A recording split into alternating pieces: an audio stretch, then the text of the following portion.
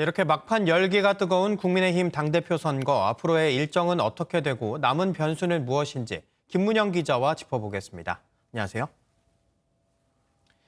네, 국민의힘 전당대회가 오는 11일 이번 주 금요일에 열립니다. 근데 투표는 오늘부터 시작된다면서요? 네, 그렇습니다. 투표를 하는 당원들의 수가 그러니까 선거인단 수인데요. 32만 8천 명입니다. 이분들이 오늘부터 이틀 동안 휴대전화로 자신의 지지 후보를 뽑는 모바일 투표를 합니다. 모바일 투표를 미처 못한 분들은 오는 9일과 10일에 양일 동안 당에서 ARS 전화를 걸어 의사를 묻습니다.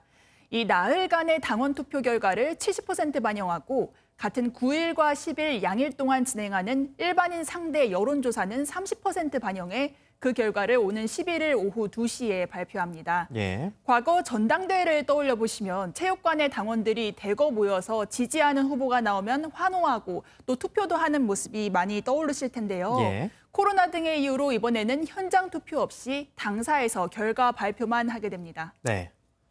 그러니까 정리를 하면 당원 70%, 일반 30% 이렇게 되는 건데 이 최근 여론조사에서는 이준석 후보가 앞서는 모습인데 얼마나 앞서고 있나요? 네, 지난주 저희 MBN 매일경제가 의뢰를 한 지난 3일 발표한 국민의힘 당대표 선호도 조사에서 이 후보는 46.7%를 얻어 나 후보 16.8%와 주 후보 6.7%를 앞섰습니다. 예. 지난달 29일 여론조사 업체 P&R 리서치가 전국 성인 1,004명을 대상으로 실시한 국민의힘 당대표 적합도 조사에서도 40.7%가 이준석을 꼽았습니다. 2위 나경원 후보의 19.5%와도 21.2%포인트의 격차를 보였는데요. 이 조사들에서 격차가 조금씩 납니다만 최종 결과의 70%를 차지하는 당원들을 상대로 한 여론조사가 아니기 때문에 이 수치가 그대로 반영될 것이라고 봐서는 안 된다는 분석도 나옵니다. 네. 아무래도 이 여론조사는 당원을 상대로 한 게 아니다 보니까 그럴 수밖에 없겠는데 그렇다면 이 역전이 이루어질 수 있는 마지막 변수 뭐가 있을까요? 네. 지난달 27일에 예비 경선이 있었고 예. 오는 11일 본 경선의 투표 방식은 이와 조금 다른데요. 예. 의사를 묻는 방식이 1차 때는 당원과 일반 국민이 50%씩 반영된 여론조사 방식이었습니다. 당원인 선거인단 32만 8천 명도 연령 지역별로 같은 비율로 2천 명씩만 압축이 되어서 여론조사 기관에서 전화를 한 것이었죠. 그런데 본 경선 때는 당원 32만 8천 명이 1인 1표씩 직접 투표하고 반영도 70%나 됩니다. 예. 예비 경선 때는 당원이지만 국민의힘 당대표 선거에 관심이 없는 사람도 전화를 받아서 의사표시를 했겠지만 본 경선에서는 당의 적극 지지층만 투표를 할 가능성이 큰 것이죠.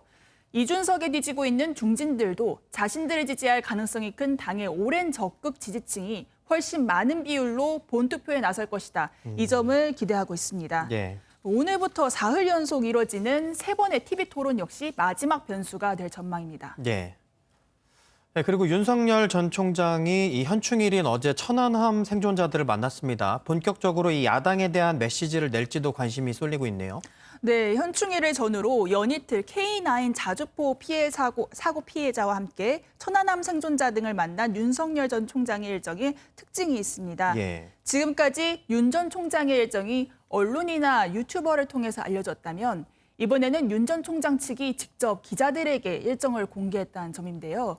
그제 K9 자주포 폭발 피해자를 만난 윤 전 총장은 보훈이 곧 국방이라며 부상자가 회복해 사회에 복귀해 새 인생을 살게 해주는 것까지 국가의 의무라고 강조했고요. 예. 어제 천안함 생존자와도 만나서 천안함 괴담 유포 세력은 혹세무민을 하는 자고 부끄러워해야 한다며 자신이 직접 작성한 현충원 방명록도 언급한 것으로 알려졌습니다. 예. 윤 전 총장이 언급한 현충원 방명록 메시지는 조국을 위해 희생하신 분들이 분노하지 않는 나라를 만들겠습니다라는 문구였습니다. 예. 현충일을 전후로 이런 일관된 메시지와 행보가 모두 처음으로 측근을 통해 공개가 된 건데 사실 정치인이 발탁되거나 당선되면 제일 먼저 찾는 곳이 현충원이지 않습니까? 예. 그래서 이런 일정 공개는 앞으로 정치 참여를 적극하겠다는 뜻을 나타낸 것으로 볼 수 있습니다. 그렇네요. 네, 다시 말하면 이제 사실상 대권 도전 뜻을 강하게 내비친 거다 이렇게 해석되는데요. 예. 그렇다면 간접적으로나마 야당의 당대표 선거를 전후로 해서 메시지를 낼 수 있다는 분석도 나옵니다. 예.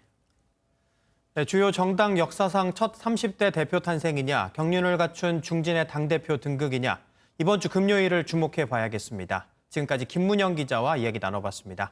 고맙습니다.